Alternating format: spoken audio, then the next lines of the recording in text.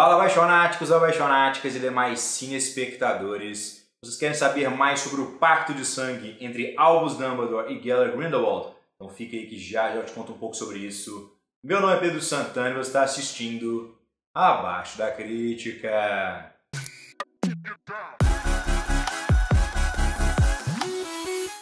Bom, apaixonáticos, então hoje vamos conversar mais uma vez sobre Animais Fantásticos, os filmes de Grindelwald, e dessa vez novamente com spoilers. Então se você ainda não viu o filme, dê pause aqui, vá ver o filme e depois volte pra gente discutir, ou se não liga para spoilers, é que seguem alguns.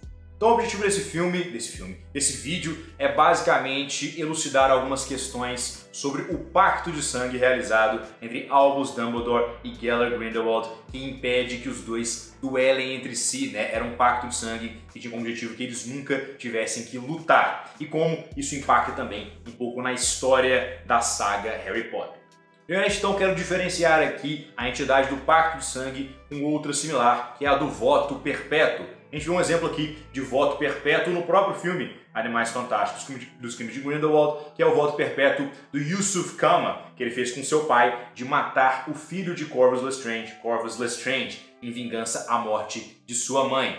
E a questão do voto perpétuo é interessante porque é uma magia que a gente também viu sendo usada na saga principal, né? Foi um voto perpétuo aí que a gente viu do Snape com o Lucius Malfoy, em que o Snape prometia proteger aí o Draco Malfoy quando ele fosse executar aí os desejos do Lord Voldemort. Então qual é a consequência do voto perpétuo?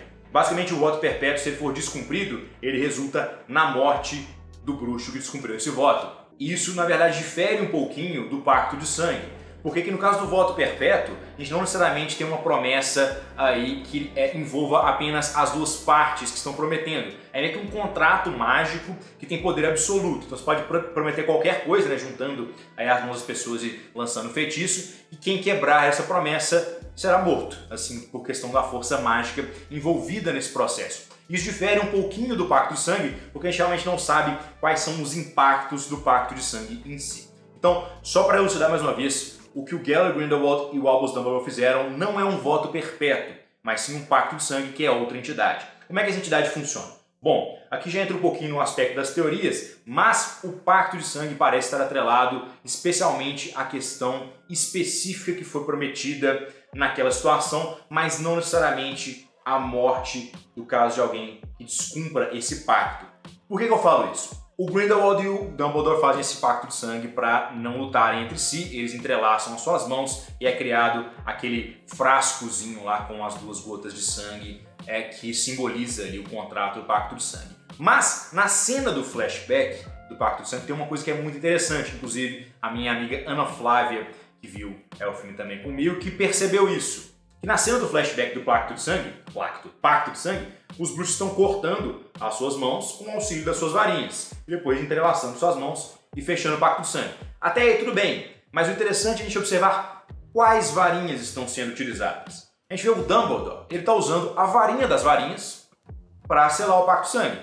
Aí você fala, Pedro, mas o Dumbledore não é o dono da varinha das varinhas? No futuro sim, mas nesse momento quem estava com a posse da varinha das varinhas, eu não posso falar que estava com comando, porque isso é outro assunto, mas quem estava com a posse da varinha das varinhas era o Gellert Grindelwald, como a gente vê ali no filme Animais Fantásticos, os Crimes de Grindelwald. Então aqui parece que nesse procedimento do pacto de sangue, meu Deus, a concordância hoje está maravilhosa, né? Mas no procedimento do pacto de sangue, um bruxo, utilizando a varinha da outra parte do pacto de sangue, corta a sua mão e depois entrelaça a sua mão com a do outro bruxo para fechar esse pacto.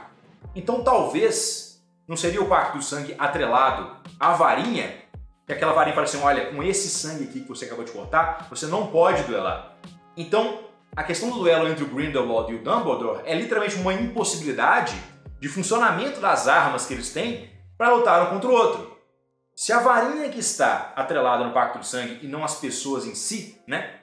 Fica realmente impossível que elas batalhem, porque simplesmente se a pessoa tentasse utilizar a sua varinha para lançar um feitiço, ela não conseguiria contra a pessoa a quem o pacto foi realizado. Então talvez seja por isso que o Dumbledore literalmente não consiga lutar contra o Grindelwald, mas que se ele conseguir quebrar esse pacto de sangue, que é simbolizado por aquele frascozinho contendo o sangue dos dois, ele realmente consiga duelar com o Grindelwald. o que é uma expectativa que a gente tem, né? Já que eles têm um grande duelo lá em 1945. Então, nos próximos 18 anos dentro da história, a gente espera que esse pacto seja quebrado, o que seria impossível no caso de um voto perpétuo, porque ele é isso, ele é perpétuo. Em inglês, ele é o unbreakable vow. Então é literalmente um voto que não pode ser quebrado.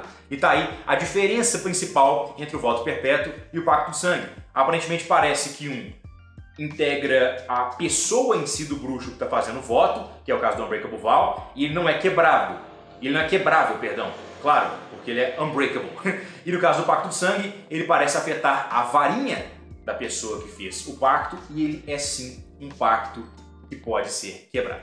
Então, temos aí a explicação, pelo menos na minha opinião, da diferença entre o voto perpétuo e do pacto de sangue e como isso pode impactar na história futura de Animais Fantásticos e Onde Habitam. Então é isso aí, espectadores do vídeo, cliquem na marca para se inscrever no canal, se tornem apaixonados ou apaixonáticas, vem fazer parte da crítica, claro. Deixem aqui nos comentários o que vocês acharam dessa minha teoria, se vocês gostaram, se não gostaram, eu sei muito válido desse YouTube. Até a próxima.